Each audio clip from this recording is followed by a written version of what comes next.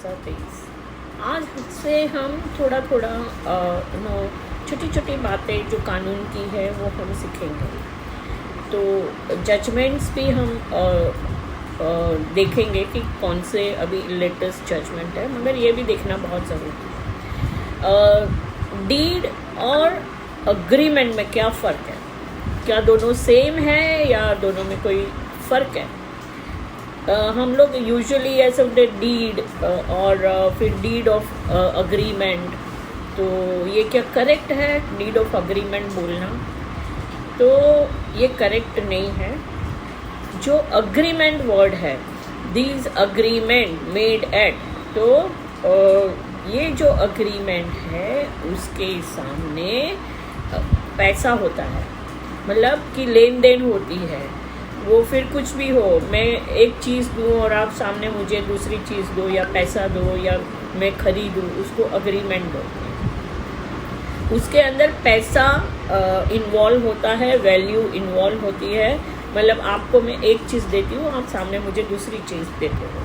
तो जैसे flat purchase agreement है जो कॉमनली। अभी डीड क्या है? डीड जो है उसमें पैसा नहीं होता है, उसमें प्रॉमिस टू डू समथिंग, मतलब मैं आपको प्रॉमिस कर रही हूँ मैं जो कुछ भी बोल रही हूँ वो सत्य है, या मैं आपको इंडेमनीफाई कर रही हूँ और आपका लीगल इंटरेस्ट में रिलीज़ कर रही हूँ। डीड ऑफ रिलीज़ होता है जिसमें मैं नेचुरल अगर लव एंड अफेक्शन का कंसिडरेशन पैसे का ज़ीरो है, मगर रिश्तों की बुनियाद पे जो बना है, जैसे deed of gift, deed of indemnity, deed of release, तो ये डिफरेंस है दोनों के बीच में। अग्रीमेंट में एग्रीमेंट टू सेल,